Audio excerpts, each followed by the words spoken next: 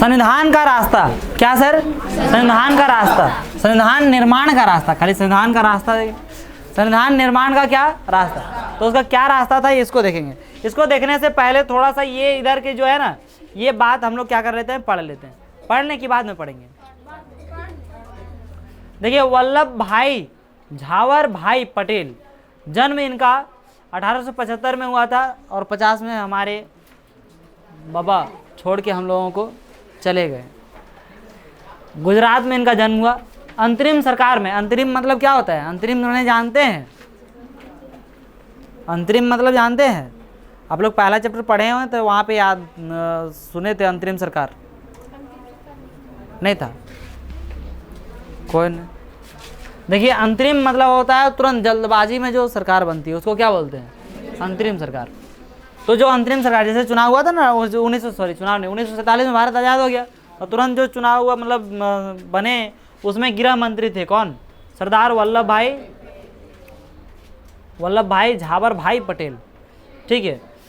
गृह, सूचना एवं प्रशासन मंत्री, वकील और बारदोली, किसान सत्याग्रह के नेता, भारतीय रियासतों के विलय में निर्णायक भूमिका, बाद में उप प्रधानमंत्री भी क्या बने। ठीक है। और ये आप लोग देख रहे हैं दादी माँ सरोजनी नायडू, है ना, जन्म 1879 में हुआ था और 49 में ये सरदार वल्लभ भाई पटेल का दूसरा नाम है झावर भाई पटेल, पूरा नाम है। हाँ। आंध्र प्रदेश में इनका जन्म हुआ था। कवित्री, एक कवित्री है, कवित्री में समझते हैं, कविता लिखती है। लेखिका और राजनीतिक कार्यकर्ता, कांग्रेस की अग्रणी महिला नेता, बाद में उत्तर प्रदेश की राज्यपाल, प्रथम महिला राज्यपाल भी बनी थी ये, प्रथम महिला राज्यपाल। पूरा मतलब भारत में यदि कोई राज्यपाल में यदि नियुक्ति हुए मैंने तो उसमें सबसे पहले महिलाओं में कौन थे? सरोजनी नायडू। ठीक है। और आगे जो मिलते जाएगा बताते जाऊंगा, इसी को बता देता हूँ, कोई दिक्कत है? अग्रणी मीन्स क्या? अग्रणी मीन्स आगे, कांग्रेस की अग्रणी महिला नेता माने सबसे आगे रहने वाली, प्रमुख, मेन। समझ में आ गया? चलो, नहीं समझ में आ गया? संविधान निर्माण का रास्ता, संविधान निर्माण का क्या रास्ता? सारी मुश्किलों के बावजूद भारतीय संविधान निर्माताओं को एक बड़ा लाभ था। दक्षिण अफ्रीका में जिस तरह संविधान निर्माण के दौर में ही सारी बातों पर सहमति बनानी पड़ी, वैसी स्थिति उस समय के भारत में नहीं थी, है ना। बोला दक्षिण अफ्रीका में जैसे देखे ना सारी स्थिति को, भारत में उस समय बोलना पड़ा कि नहीं बोलना पड़ा कि देखिए हम जो अल्पसंख्यक है उनसे ज़मीन जायदाद नहीं लेंगे, हम लोगों को बहुसंख्यक वाला आपको अधिकार छीनने की अधिकार नहीं है, उसको नहीं छीना जाएगा, वो सारा चीज़ उसको लिखा गया कि नहीं। उस प्रकार से भारत में उस समय नहीं था, संविधान निर्माण के दौर में ही सारी बातों पर सहमति बनानी पड़ी, वैसी स्थिति उस समय के भारत में नहीं थी।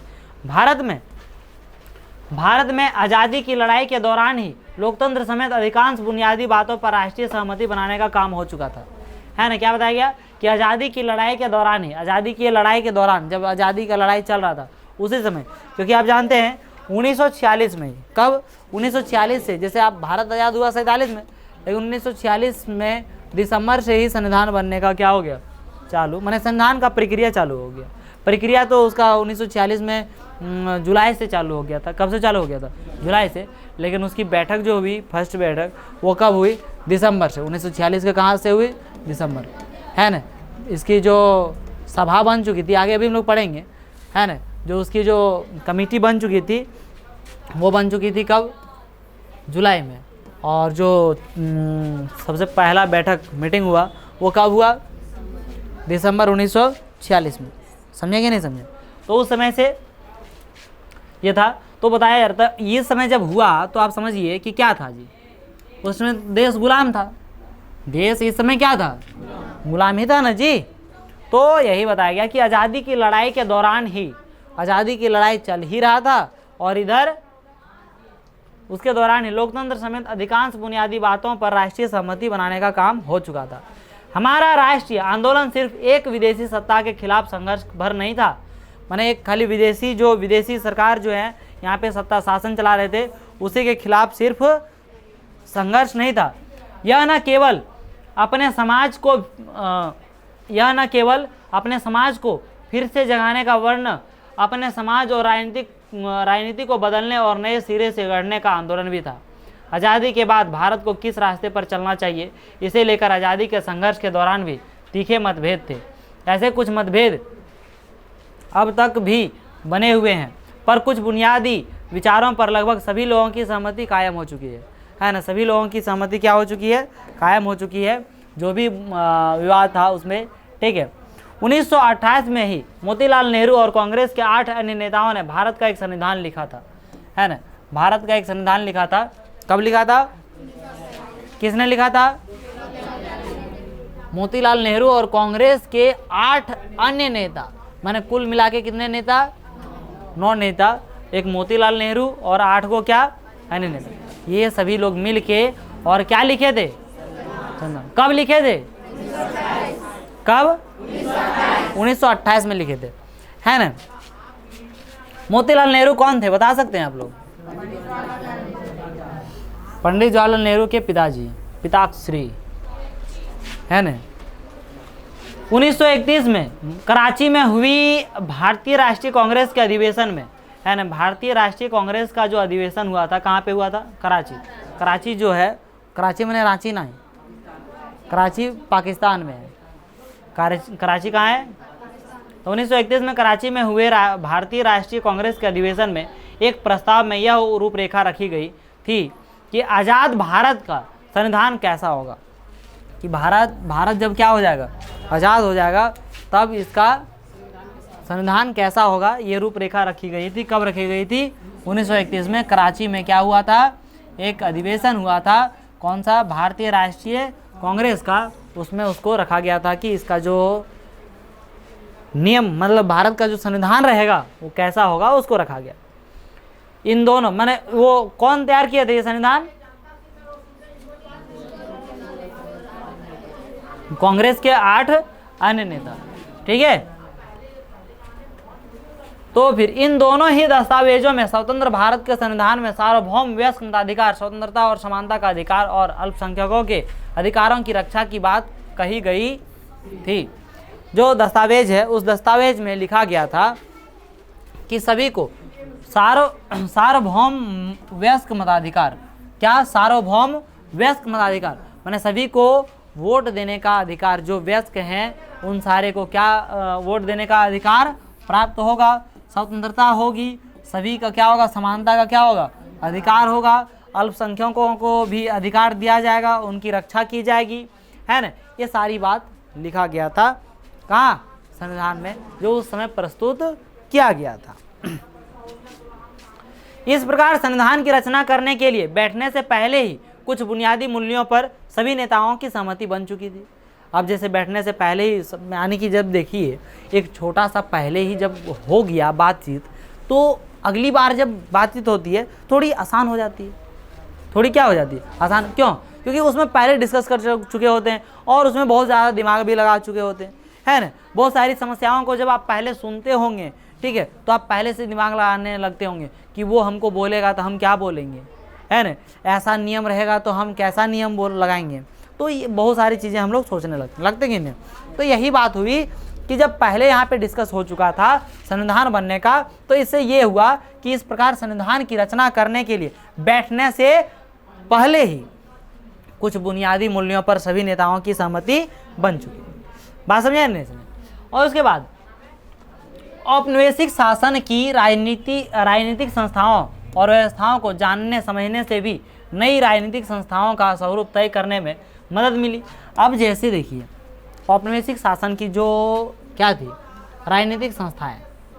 औपनिवेशिक शासन, कितने लोग हैं जिनको समझ में आ गया औपनिवेशिक शासन? चाहे कितने लोग हैं इसको जिसको समझ में नहीं आया औपनिवेशिक शासन? किसको बोलते हो औपनिवेशिक शासन? समझ में नहीं आया आप लोगों को? है क्या है? बहुत अच्छा, औपनिवेशिक शासन पहले भी पढ़े, ठीक है। नीचे देखिए, तो औपनिवेशिक शासन मतलब क्या? ब्रिटिश यानी गोरे लोगों का जो शासन था हमारे देश में, उस शासन के समय को क्या बुलाया था? उस शासन काल को क्या कहा जाता है? औपनिवेशिक शासन। और उसमें जो भी शासन हो रहा था उसमें तो औपनिवेशिक शासन कहते हैं। कब का काल? अंग्रेज लोग जो शासन कर रहे थे, है ना, उस समय के। ठीक है, तो अब देखिए, तो उसको औपनिवेशिक शासन कहते हैं, लेकिन औपनिवेशिक शासन के बारे में यहाँ क्या लिखा हो उस आगे समझा रहा हूँ। तो पहले हम देखें कि देखो एक छोटा सा जो आपका तैयार किया गया था संविधान, उससे एक ढांचा मिल गया पहले। उसके बाद दूसरा और रास्ता हुआ, क्योंकि हम पढ़ ही क्या रहे हैं कि संविधान का रास्ता, संविधान निर्माण का रास्ता कैसे तैयार हुआ, यही ना पढ़ रहे हैं जी। तो पहला हम लोग देख लिए कि वो संविधान जो छोटा सा बनाया था उससे कुछ हम लोग को आइडिया हुआ। हम लोग को कहने का तात्पर्य हमारे संविधान निर्माताओं को। दूसरी बात, जो औपनिवेशिक शासन था, जो अंग्रेज लोग शासन कर रहे थे, उससे भी पता चला कि क्या गलती कर रहे हैं। जैसे मान लीजिए कि कोई आदमी यहाँ के बोल रहा है, किसी भी पॉइंट में बोल रहा है, चलिए कोई भी पॉइंट दे दिया गया, वो यहाँ के बोल रहा है, तो यदि आपको वहाँ से बैठे बैठे लग रहा है कि ये गलत बोला, ये गलत बोला, ये पॉइंट गलत बोला, ये पॉइंट गलत बोला, अब गलत बोला, दैट मीन्स आपको उस जगह पे सही आ रहा होगा। अरे आप यदि घर वहाँ पे बैठे बैठे आपको ये तय कर पा रहे हैं कि जो सामने वाला है वो क्या कर रहा है, गलत बोल रहा है, दैट मीन्स आपको जो होगा वहाँ पे सही नजर आ रहा होगा कि नहीं होगा। तो उसी प्रकार से जो शासन कर रहे थे, वो शासन कौन कर रहे थे? औपनिवेशिक शासन, माना अंग्रेज लोग शासन कर रहे थे। तो बाकी लोगों को, भारत का जो जनता था, उन लोगों को लग रहा था देखो ये काम क्या किया, गलत किया, ये काम क्या किया, गलत किया। तो अगला आदमी जाएगा तो क्या करेगा, उस काम को सुधारेगा कि नहीं सुधारेगा? अगला आदमी उस नियम को लिखेगा तो उसका नियम लिखने के पहले उसका दिमाग में आएगा उस बात की, वो बात की नहीं आएगा, आएगा या नहीं आएगा? तो यही बात हुई कि औपनिवेशिक शासन की राजनीतिक संस्थाओं और व्यवस्थाओं को जानने समझने से भी नई राजनीतिक संस्थाओं का स्वरूप तय करने में मदद मिली। बात समझ में आई या नहीं आई? एगो लाइन दूगो लाइन के लिए कितने बहस करे पड़ता है। ठीक है, अच्छा, आप लोगों को कितने ऐसे लोगों को लगता है कि ये छोटी सी लाइन के लिए इतना बहुत कुछ बोलना पड़ता है तब समझते हैं? क्या आप लोगों में से किन्हीं को ऐसा लगता है कि हम लोग भी कभी आके यहाँ पे समझा सकेंगे, पढ़ा सकेंगे? कि किसी को हिम्मत ही नहीं होता है? कितने लोगों को ऐसा लगता है कि हम भी पढ़ा सकते हैं समय आने पर, इतना समझा पाएंगे? किन्हीं को नहीं लगता है? नहीं, ऐसा नहीं है। देखिए, आप प्रयास करते रहिए, है ना, ये हिम्मत अभी से आना चाहिए। क्योंकि 8वीं क्लास तक बच्चा जो है ना, 8वीं क्लास तक ध्यान नहीं देता है, कौन चीज़ करने पर लगल रहता है जानते हैं? रटे पर लगल रहता है। 9वीं से थोड़ा थोड़ा क्या करने लगता है, समझने लगता है। जैसे अभी पढ़ा रहा हूँ तो अभी समझ में आ रहा होगा, समझ में आ रहा है, मतलब उसको जो समझ में आ रहा है वो भूलेंगे नहीं, और जो रटे हैं उसको भूल सकते हैं। समझिए, तो जो समझ, तो यहाँ समझने लगता था। अब सब हर एक वर्ड का मतलब समझा रहा हूँ, अभी समझाया, 9th में समझेंगे, 10th में समझेंगे, 11th में समझेंगे, 12th में समझेंगे। तो जब आपके पास बहुत सारा स्टोर हो जाएगा, और भी आप एक्स्ट्रा भी पढ़ेंगे, बहुत सारी अलग से किताबें भी पढ़ेंगे, तो आपके पास जब नॉलेज हो जाएगा तो आप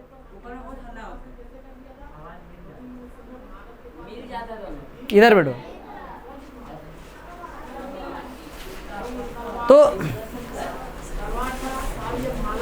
तो ऐसे में आप आगे आने वाला समय में क्या कर सकते हैं, आसानी से बता सकेंगे। लेकिन धीरे धीरे ये स्टोर करते जाएंगे, तब वर्ड का अर्थ धीरे धीरे क्या करते जाइए, स्टोर करते जाइए, तब होगा।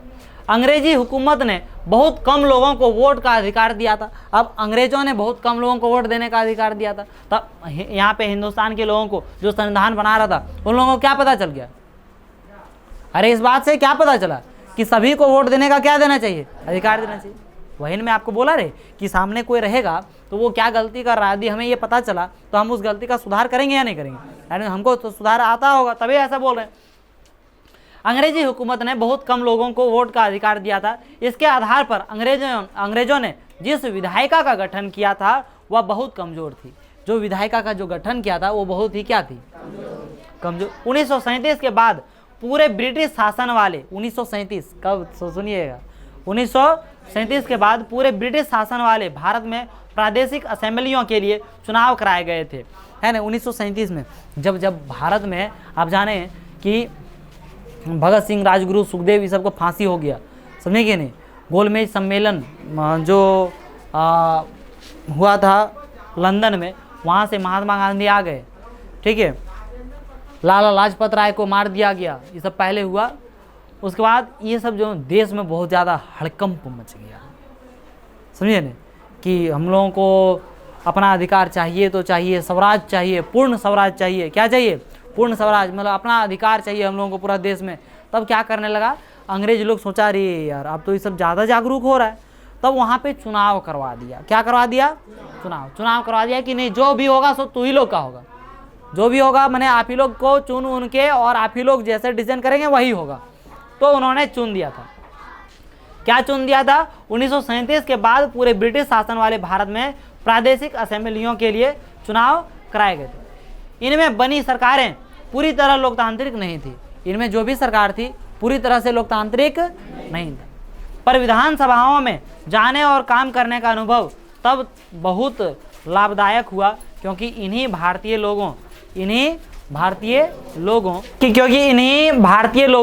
भारतीय लोगों कि विधानसभाओं में जाने और काम करने का अनुभव तब बहुत लाभदायक हुआ। कब? जब जैसे जिन लोगों को चुना गया था, अरे जैसे भी चुना गया, कुछ लोगों को चुना गया जी, जैसे कुछ काम कर रहा हो, कुछ कर रहा होगा ना, तो उन लोगों को कुछ एक्सपीरियंस हो गया, कुछ क्या हो गया? एक्सपीरियंस। अब एक्सपीरियंस हो गया तो इन्हीं भारतीय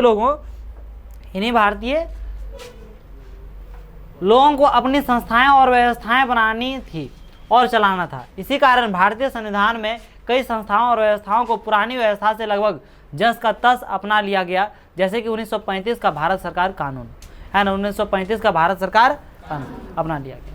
ठीक है, जैसे जानते हैं कि ये सब चीज़ के लिए कि हम लोगों के अंदर भी इस तरह की भावना हो, ऐसे क्लास में हो, कभी जैसे सरस्वती पूजा हो गया तो सरस्वती पूजा हम देखते हैं टीम चुन लेते हैं। सरस्वती पूजा जैसे यहाँ पे सरस्वती पूजा होता है, क्या होता है? पूरा टीम हो जाता है, कोषाध्यक्ष है, अध्यक्ष है, सचिव है, ठीक है, सबको चुन दिए, ठीक है, पूरा एकदम चुना गया। हर एक क्लास से 2-2 मॉनिटर चुना गया, है ना, 2-2 मॉनिटर, एक लड़का एक लड़की मॉनिटर में आ गई, ठीक है। और फिर क्या, हर एक क्लास से ऐसे हो जाता है, पूरा टीम 10, 15, 20, 25 का बन जाता है, और उसका मीटिंग होता है, 3-4 बार मीटिंग हुआ, पैसा जमा हुआ कि नहीं हुआ, कितना बाकी है, नहीं बाकी है, बहुत तय होता है कि नहीं होता है। तो उससे एक एक्सपीरियंस ही नहीं हो रहा है, क्या हो रहा है, कैसे लीड करना पूरा क्लास का, कैसे। तो धीरे धीरे अब आगे जब जाएंगे तो एक शायद कुछ समाज का आप चला सकते हैं नहीं, छोटी सी एक समथिंग तो एक्सपीरियंस आ सकता है, नहीं आ सकता है, ठीक है। और फिर इसके चुनाव की यदि बात करें तो चुनाव की आप स्कूल में एक बहुत अच्छा देखने को मिलता है, लेकिन शायद उस चीज़ में बहुत अच्छा आप लोग नहीं करते हैं, करना चाहिए। जो बाल संसद का गठन होता है, आप लोग सभी लोग तो इस बात से परिचित होंगे ऑलरेडी, जानते हैं नहीं। बाल संसद प्रधानमंत्री चुनता है, उप प्रधानमंत्री चुनता है ना, आपका पर्यावरण मंत्री है, साफ सफाई, आपका शिक्षा मंत्री भी, सब कुछ चुना जाता है कि नहीं। लेकिन स्वच्छता मंत्री, स्वास्थ्य मंत्री भी होता है, स्वास्थ्य मंत्री का और क्या काम है, अध्यक्ष सब होते हैं उसमें। हाँ खेल, तो वो सब मंत्री चुना गया, लेकिन बस चुनेले वह दिन खाली, और बाद से कोनो काम नहीं रहता है ना। हमारे यहाँ का ऐसा नियम है ना, मतलब इधर का, क्योंकि कुछ करता नहीं, लेकिन उसका चुनाव मुख्य उद्देश्य रहता है कि आप अपने स्टूडेंट के ग्रुप में भी मीटिंग करवाएं। क्या करवाएं? मीटिंग। कभी मीटिंग करवाएं आप लोग? पूरा स्कूल में मैंने बिठा के, कौन सी थे आप स्कूल में? प्रधानमंत्री है ना, उम्मीद यही था, ठीक है। तो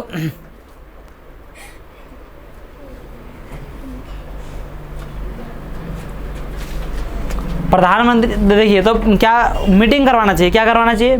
पूरा मीटिंग करवाना चाहिए, स्कूल में समझाना चाहिए कि देखो समय पर सभी लोग आना, क्लास आना, जो भी नहीं है साफ सफाई पर भी फोकस कीजिए, जो मंत्री अपना भूमिका निभाइए। शिक्षा मंत्री को उसको जिम्मेवारी दीजिए, प्रधानमंत्री की सब जिम्मेवारी है, प्रधानमंत्री सबको समझाएंगे। क्या रे शिक्षा मंत्री तुम, क्या रे, ऐसे नहीं बने, मतलब ऐसे बोल रहे हैं मजाक से। उन्हें शिक्षा मंत्री को बताएंगे क्या जी आप शिक्षा की व्यवस्था को सब कुछ अच्छे से देख रहे हैं या नहीं देख रहे हैं, है ना। रूटीन से सर लोग आते हैं या नहीं आते हैं, एक बार देखिए, ठीक है। कोई दिक्कत रहता है तो सीनियर स्टूडेंट जूनियर स्टूडेंट को बता सकता है कि नहीं होता है। ये सब चीज़ का पूरा रूटीन व्यवस्था हम तैयार रखता है कौन? पूरा बाल संसद सारा काम सफाई साफ सुथरा का सब कुछ ज़्यादा ध्यान रखता, तो एक अच्छा रखता तो अच्छा रहता लेकिन ये सब होता तब नहीं। चल अच्छा कोई बात नहीं, लेकिन उम्मीद है कि आप लोग यदि कुछ हैं इस तरह से तो एक्टिव होने का कोशिश कीजिए। सभी का सोच है ना, अरे अकेले क्या करेंगे, अकेले कुछ भी हो सकता है सर, अकेले क्या कुछ भी हो सकता है, ठीक है। नहीं तो 2-4 एग्जाम्पल बताया हूँ मैं अपना, शायद आप लोगों को कुछ न कुछ पता हुआ होगा। और अकेले अभी जूझ रहा हूँ और जूझ के प्राप्त कर लिया, ठीक है, और जो बाकी सो प्राप्त करूँगा और कुछ प्राप्त कर रहा हूँ। अकेले जूझ के नहीं है सर, अभी कोचिंगे चलाना है, ठीक है। पहले शुरू में आए सब भाई था साथ में, मैंने सब भाई सब साथ में रहते थे, तो पढ़ाना थोड़ा सा क्या था, कम टेंशन लेना पड़ता था, मैंने सब अपने अपने क्लास का जिम्मेवारी लेते थे। अभी क्लास का कोई जिम्मेवारी नहीं लेते, आए पढ़ाएं चल गए, जिम्मेवारी नहीं होता किन का। अब जिम्मेवारी सब कुछ किन के अंदर है, मेरे ऊपर आ गया।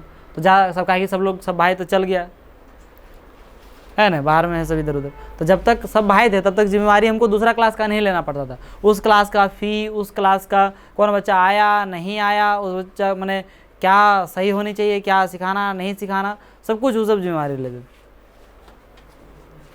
लेकिन अभी ज़्यादातर लेना पड़ता, ठीक है। तो उस प्रकार से अकेले कुछ ना कुछ हो ही रहा है। वैसे आप लोग भी अकेले, यदि मान लीजिए स्कूल में कुछ बन गए, प्रधानमंत्री है, शिक्षा मंत्री है, चाहे जो भी है, तो कुछ न कुछ मीटिंग कम से कम कीजिए, बाल संसद के बीच मीटिंग कीजिए, है ना। जिस दिन चुनाव हो रहा है उसी दिन यदि आप चुना गए तो बोलिए कि सर इसका काम क्या है पहले बताइए। न झूठ मूठ का चुन के कहे लोग चुनिएगा, तब हम नहीं बनेंगे। हम लोगों का काम क्या है समझाइए, जो जानता हूँ वो बताता हूँ और नहीं जानता हूँ उसको बता दीजिए, तो काम करेंगे। न झूठ मूठ का चुनाव क्यों करें, समझेंगे नहीं। तो फिर से अभी चुनाव होगा आप लोगों का स्कूल में, तो आप वहाँ पे जिम्मेवारी पूछ सकते हैं। और ये आप लोग का जो उधर था ना लोअर स्कूल, वहाँ से बेस्ट आपको यहाँ पे मिलेगा, है ना। यहाँ पे कुछ पूछने पर जवाब देंगे, सही जवाब देंगे, सब रिस्पॉन्सिबिलिटी वाले टीचर्स हैं। देखते हैं मतलब अधिकांशतः पीरियड कोनो ऐसे खाली नहीं जाता होगा, जाता है क्या? हाँ जाता है क्या?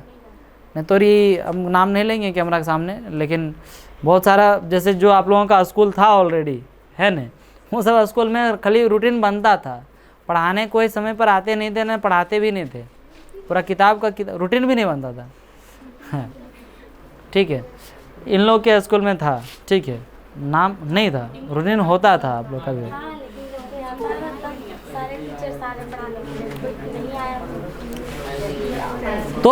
तो सुनिए, मैंने इस तरह से है ना, कहीं तो स्कूल में टीचर भी ठेकान नहीं, अटेंडेंस बनाया ओकर बाद जाके आते छगरी गुराब करे की करबी, ठीक है।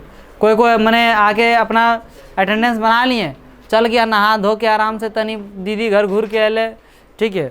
उसके बाद जो है पढ़ाते, क्या कीजिएगा, हैं अटेंडेंस नहीं बनाते, उनका सैलरी कैसे आता है? तू तो बुर्बक है गे, तू कुछ जानती है। तो देखिए, मेरा बताने का सिर्फ उद्देश्य है कि जो भी आपका जो चुना जाता है उसमें आप क्या रहिए, एक्टिव रहिए, है ना। और एक्टिव रह के और कोशिश कीजिए कि अपने स्कूल के स्तर को सुधारें। आप स्कूल के लेवल में हैं तो स्कूल को सुधार के चला सकते हैं या नहीं चला सकते। और यदि आप बात करेंगे कि निर्देश जैसे, नहीं तो फिर आप लोग का अधिकार ही नहीं है उस तरह से। यदि कोई जनता बोलता है अरे मोदी ये ना दल को, फलानवा ना दल को, ढकनवा ना दल को, तो कहन बन गेली हो, मैं ना दल को था, नहीं बात है। तो जैसे चाहे जो भी बने, तो उसमें अभी अपने कुछ नहीं करेंगे। एगो आंदोलन, उनको पूछिएगा क्या आप एगो आंदोलन किए हैं जीवन में? कुछ नहीं मिला है तो उसका संघर्ष करके मांग किए हैं कभी? किन्हीं से मांग करने की कोशिश कीजिए। नहीं की कर भी सरकारी चीज जिए दल के सिर राग लिए, तो ओकरा में भे गलो सरकारी चीज, समझे ने। और ऐसे मुहा में आया तहाँ बक दिया, काहेन दल के जोन पूछियो एक बार तो वहां से देने सब दे देते हैं, लेकिन लेने का इधर से अकेले नहीं है, दूसरा लूट के खा जाता है। एक से एक लुटेरा है ना। हमारे यहाँ लुटेरों की कमी नहीं है।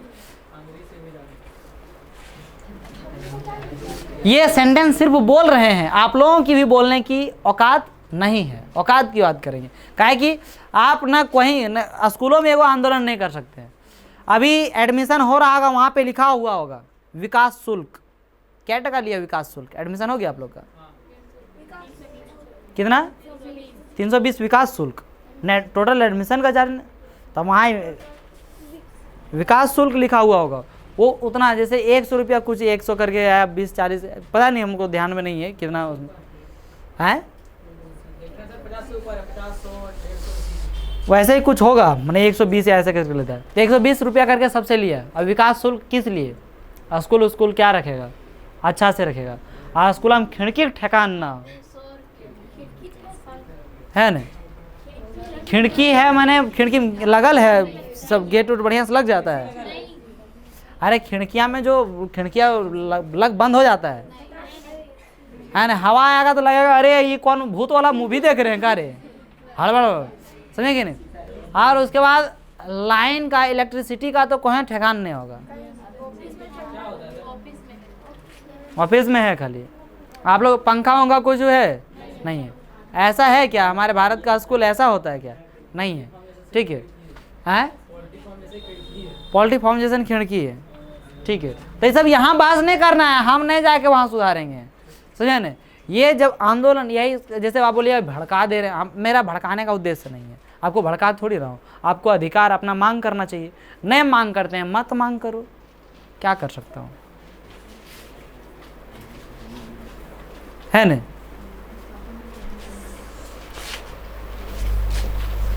बाल संसद का ये सब काम थोड़ा सा करना चाहिए सब। तो यहाँ पे मेरे ख्याल से हर एक स्कूल का प्रधानमंत्री बैठल होगा यहाँ। आप लोग का स्कूल का कौन प्रधानमंत्री थे?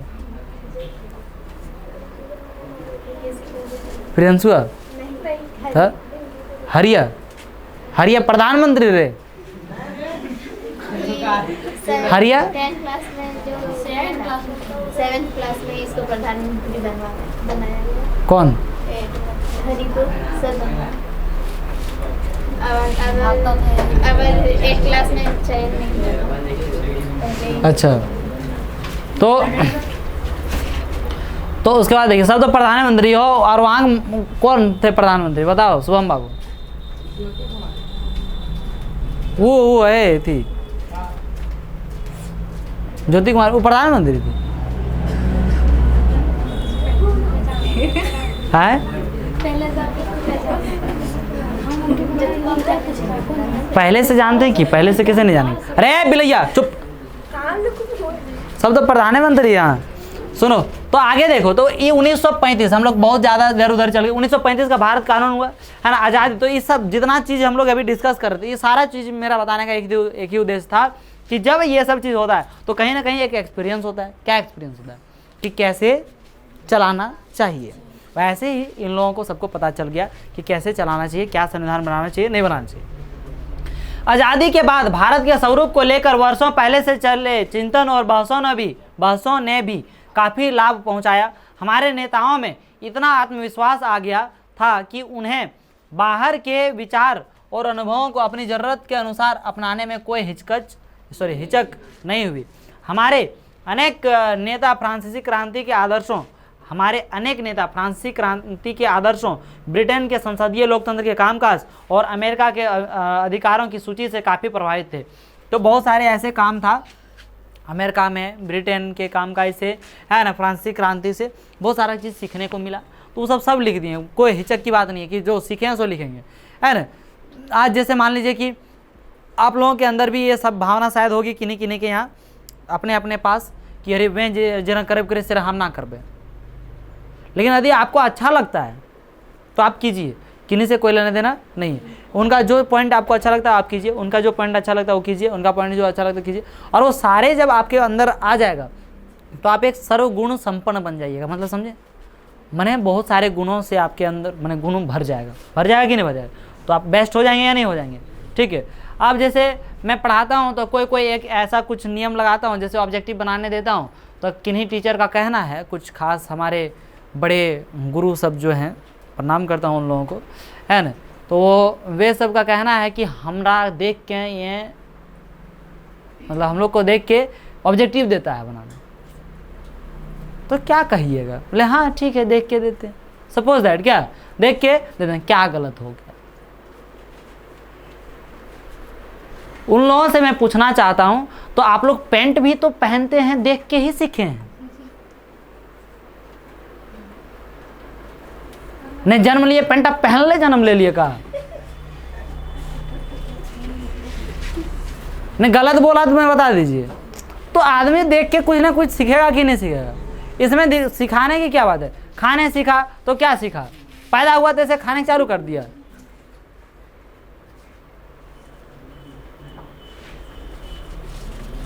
देखिएगा नहीं सीखेगा जी।